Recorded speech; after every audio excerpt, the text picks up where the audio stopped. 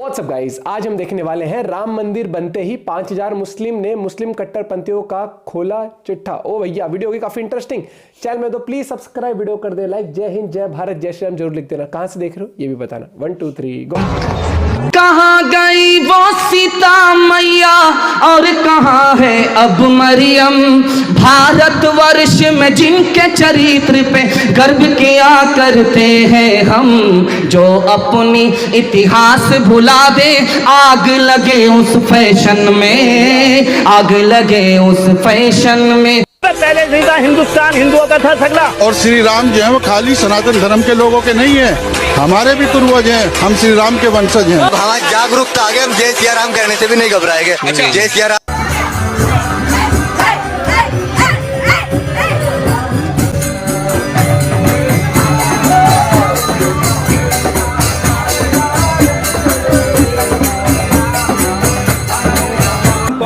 वो राम जो है चेतना के बिंदु बिंदु, जिससे प्रस्फुटित है तेज तेज, जो कि इस समस्त सृष्टि सर्जना की कल्पना का हेतु है, अनाम है। अनाम जो है पंक्ति में प्रथम प्रथम है, धैर्य धर्म का है, शौर्य का अनंत अंत, क्रोध का प्रचंड युद्ध का, निलय प्रलय का जो विराम है। विराम है अहम का जो है शोध इस अनंत का, अनंत मुक्त क्रोध का, अनंत भक्ति बोध का, अनंत शक्ति श्रोध का, अनंत मोक्ष धाम है। वो एक नाम राम है।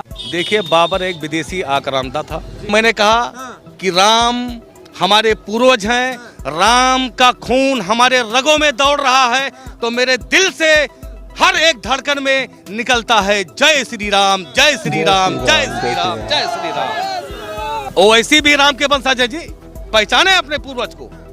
मुल्क जो है अब हिंदू राष्ट्र के रास्ते पर जा रहा है। अरे कहना क्या चाहते हो? नौजवानों, मस्जिदों को आबाद रखो। नौजवानों, तुमसे मैं कह रहा हूं, हमारी मस्जिद हमने खो दी और वहां पर क्या किया जा रहा है आप देख रहे हैं। सुप्रीम कोर्ट का नहीं मानना ना पहले तो। नौजवानों, क्या तुम्हारे दिलों में, हमारे दिलों में तकलीफ नहीं होती कि जिस जगह पर हमने 500 साल हय्या अला सलाह और हय्या अल फलाह की सदाएं दी, जहां पर हमने बैठकर कुरान करीम का जिक्र किया, अरे कौन भौंक रहा है ये बदतमीज? देखिए, बाबर एक विदेशी आक्रांता था। मैंने कहा कि राम हमारे पूर्वज हैं, राम का खून हमारे रगों में दौड़ रहा है, तो मेरे दिल से हर एक धड़कन में निकलता है जय श्री राम, जय श्री राम, जय श्री राम, जय श्री राम। ओवैसी भी राम के वंशज है जी, पहचाने अपने पूर्वज को। झूठी राजनीति में अपने पूर्वज को आप भुला रहे हैं। अरे आप खाते हो राम का और गाते हो पाकिस्तान का। अगर किसी को भगवा से नफरत हो तो सबसे उठकर सूरज का दर्शन करते हैं, सूरज का दीदार करते हैं। अगर भगवा से नफरत हो तो आत्महत्या कर लें, सूरज ना देखें, अपना आंख फोड़ डालें। अगर भगवा से नफरत है तो ईद वाले दिन जो समय बनती है वो भी भगवा कलर का है, वो भी ना खाएं। अगर भगवा से नफरत है तो आत्महत्या कर ले भगवा से। और उनकी निर्माण करो। मुसलमानों के भी राम है, हम अपने साथ राम मंदिर निर्माण के लिए सामग्री भी लाए। जय हिंद दोस्तों, आप सभी तो जानते ही हैं, भगवान विष्णु इस धरती पर जब जब मानवता लेकर आते हैं तो चारों तरफ अलग अलग तरीके के चमत्कार होने लगते हैं। और दोस्तों, आज भी कुछ ऐसा ही हो रहा है। आप सभी को तो पता ही होगा कि 22 जनवरी को अयोध्या में रामलला के मंदिर का प्राण प्रतिष्ठा होने जा रहा है, जिसे देखने के लिए न केवल भारत बल्कि मुस्लिम मुल्कों के आका भी भागे दौड़े चले आ रहे हैं। जय सिया राम। और दोस्तों, हमने पहले भी आपको बताया था कि राम मंदिर का उद्घाटन से पहले ऐसे ऐसे चमत्कार होने लगे हैं, जिसे देखकर सभी के रोंगटे खड़े होने लगे हैं। अयोध्या में पहुंचने लगे हैं जटायु के वंशज और सैकड़ों बानरों की सेना।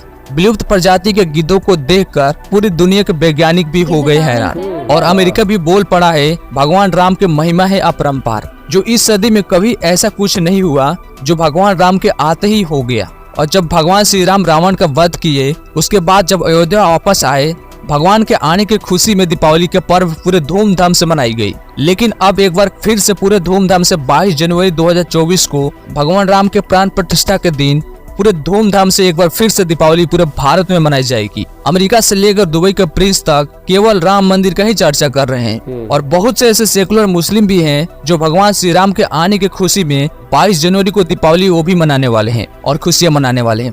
लेकिन दोस्तों, आप सब तो जानते ही हैं कि समाज में कुछ ऐसे भी लोग हैं जो राम मंदिर का विरोध कर रहे हैं और वो अपने आप को बाबर का वंशज मानते हैं। भगवान राम के मंदिर से इनको पेट में दर्द होना शुरू हो गया है। आप सब खुद ही देख लीजिए। रोजगार चाहिए, राम मंदिर से काम नहीं चलेगा, घंटा बजाने से नहीं काम। जिस राज्य में ज्यादा मंदिर है उस राज्य की तरक्की सबसे ज्यादा। बनवा दीजिए राम मंदिर को, आप बना दीजिए, ज्यादा विकास हो जाएगा। हम युवा हैं, हमको मात्र एक ही चीज चाहिए, नौकरी नौकरी नौकरी। रोजगार चाहिए। मंदिर कहाँ से बन रहा है? मंदिर कहाँ से बन रहा है? आप बना रहे हैं, मोदी जी अपने घर पर, मोदी जी नहीं। ये हिस्ट्री बता रही कि बाबर ने उस मंदिर को खत्म करके उधर बाबरी मस्जिद बनाई गई। देखिए, हर चीज को आप चेंज कर सकते हैं, उसके पिलर्स को चेंज नहीं कर सकते, उसकी जो रियलिटी है उस रियलिटी को आप चेंज नहीं कर सकते। मुसलमान योगी जी से कैसे प्यार करते हैं, किस तरह वो मुसलमानों के साथ खड़े होते हैं। देखिए, अगर तो आप ये बात करते हैं जी मुसलमानों पे जुल्म हुआ, बुलडोजर चला दिया, वो तो बुलडोजर बाबा हैं, उन्होंने ये कर दिया। देखिए, ऐसा नहीं होता। जिनके ऊपर बुलडोजर चला है, आप उनकी हिस्ट्री तो खोल के देखिए। हमारा मीडिया जो हमें बता रहा है जी योगी जी ने मुसलमानों के घर गिरा दिए, मुसलमानों को ये कर दिया, कत्ल करवा दिया। देखिए, अगर ऐसे मुसलमान पाकिस्तान में होंगे तो हम भी उनके घर गिराएंगे। मुसलमानों के भी दिल भी नहीं दुखा रहे वो, और हिंदुओं को भी राजी कर रहे हैं। तो देखिए, हमने दोनों को लेके चलना है। तो उनकी गवर्नमेंट को या मोदी जी की मैं तारीफ हमेशा इसलिए करता हूँ कि वो सिर्फ हिंदुओं के लिए नहीं है, वो पंजाबी सिखों के लिए भी हैं, वो क्रिश्चियंस के लिए भी हैं, वो मुसलमानों के लिए भी। अभी हिस्ट्री उठा के देखिए, मोदी जी ने रिसेंटली जो किया है, मुसलमानों को करोड़ों अरबों रुपया दिया है कि आप डेवलप होइए। तो वो भी आपका दिल हिल जाए कि यार एक मुल्क का प्राइम मिनिस्टर, दुनिया में सबसे बड़ी आबादी हिंदुस्तान में, सबसे ज्यादा लोग हिंदुस्तान में, इतने बड़े मुल्क का प्राइम मिनिस्टर, उसे तो प्रोटोकॉल चाहिए। वो एक आम सी फैमिली, एक आम से घर में चले जाते हैं चाय पीने के लिए। कितने साल हुकूमत करेगा? कौन? मोदी? हाँ। मोदी नहीं लगता कहीं जाएगा। मोदी के बाद योगी आएगा, योगी के बाद हेमंत बिस्वा शर्मा आएगा, उसके बाद वो बच्चे पैदा करेगा। अबे कान खोल के सुन ले, 50 तक कहीं नहीं जा रहा मोदी। अबे 26 में तो दुनिया खत्म है। दुनिया? हाँ, रोक ले, जा रोक के कहीं रोक ले। अरे एक मिनट, हाँ, दुनिया खत्म है होगी तो हम लोग कौन गोला में जाएंगे फिर? है? हमें क्या पता, मरने के बाद क्या जाएगा, नरक में जाएगा, स्वर्ग में जाएगा, मुझे क्या पता। तो 72 हुरों के पास कौन जाएगा फिर? 72 हुरे होती है कोई हुरे पूरे नहीं होती है सब। ये कॉन्सेप्ट गलत है क्या? तो 26 में मतलब दुनिया खत्म है। मोदी जी तैयारी कर लो। नहीं, मैं पहले इसलिए बोल रहा हूँ, हाँ। इलेक्शन की या 26 में आपदा की? तो पाकिस्तान भी बर्बाद हो जाएगा। पाकिस्तान भी कहीं ऐसा तो नहीं आप पाकिस्तान की भविष्यवाणी कर रहे हो? चाचा, सबसे पहले लड्डू मैं ही खिलाऊंगा आपको आगे। तू रहेगा ही नहीं तो क्या खिलाएगा? लौड़ा खिलाएगा। अरे 108 किलो का हूँ, 108 माला का जाप करता हूँ। तेरे जैसे कितने देखे हमने। अच्छा, आप मेरे से नाराज लग रहे हो?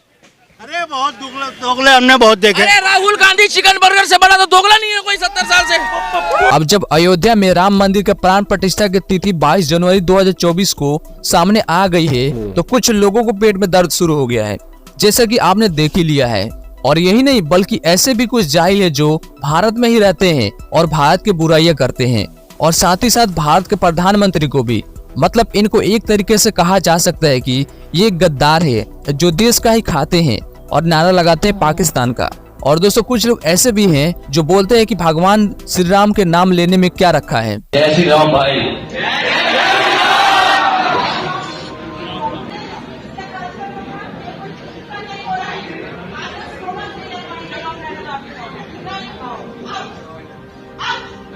उन लोगों को ये बात सुननी चाहिए। एक बार स्वामी विवेकानंद एक सत्संग में भगवान राम का महत्व बता रहे थे। तभी एक व्यक्ति ने कहा, शब्दों में क्या रखा है, हम राम राम क्यों कहे, उन्हें रटने से क्या हमें लाभ है।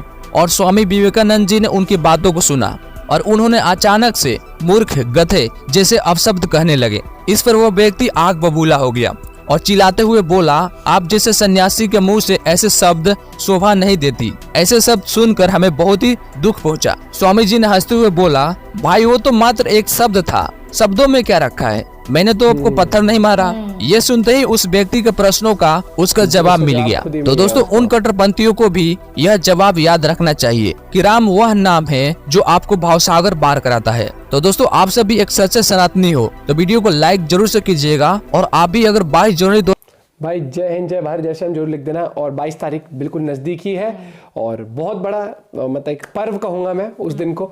और कितने लोगों को इन्विटेशंस भी आई हैं, हर एक चीज़ है, लेकिन कुछ लोग फिर भी नहीं मानते हैं। और कुछ लोग जो रोजगार की बात कर रहे हैं, तो पहली बात तो राम मंदिर बन रहा है ना, तो वहाँ पर भी रोजगार बहुत उत्पन्न होंगे, पहली बात तो। दूसरी बात रोजगार की अगर बात आती है तो भाई सरकार इतनी बड़ी बड़ी कंपनियां लेके आई हैं। एक बार अगर आप इतना ही इंटरव्यू देने में सक्षम है तो आप यूट्यूब इन सब सोशल मीडिया पे भी चेक कर सकते हो कि गवर्नमेंट ने क्या कुछ किया है देश के लिए पिछले 10 सालों में। तो बड़ी से बड़ी कंपनियां आई हैं, लेकिन उनमें नौकरी करने के लिए आपको एजुकेशन क्वालिफिकेशन चाहिए होती है। लेकिन सबको ही लगता है कि सरकारी नौकरी निकले और सबको सरकारी नौकरी मिल जाए। नहीं है सभी एकदम बहुत तगड़ी एजुकेशन हो, तभी आप जितने कैपेबल हो, आप 10th 12th पास भी हो ना, तो भी आप कहीं ना कहीं जॉब कर सकते हो जाके। आपको कैपेबिलिटीज लानी पड़ेंगी, आपको खुद को होना चाहिए कि हाँ घर बैठ के बस सुबह उठो 10 बजे ये तो ऐसे हो रही है, नौकरी नहीं, इससे कुछ नहीं होना। मेहनत करो, अच्छे इंसान बनो, नौकरी देने नहीं आएगा। बिल्कुल सही बात है, आपको मेहनत करनी पड़ेगी भैया। और जय श्री राम जय भारत जरूर लिख देना। आपका इस वीडियो के बारे में क्या पॉइंट हुआ ये भी बताना। और एक उनका बहुत भाषण वायरल हो रहा है जो उन्होंने कहा था ना कि अरे वो जो उसमें उसके ऊपर वो जो थे जो मुस्लिम है, लेकिन उन्होंने पूरी एक वो कि हमारे वंशज है रग रग में श्री राम है। और ओवैसी का मुझे समझ नहीं आता भैया उनका। मुझे पहले उन्होंने कहा सुप्रीम कोर्ट के डिसीजन को मानेंगे, अरे भड़काओ इधर उस तरीके से, दैट इज नॉट फेयर। ये तो हो गए हमारे फेवर में डिसीजन आ गया तो सर वो कोर्ट ठीक है, नहीं तो कुछ तो गड़बड़ है, ऐसा थोड़ी होता है भैया। आप भी बताना अपना पॉइंट ऑफ व्यू। मिलते हैं वीडियो के साथ, बाय बाय, टेक केयर।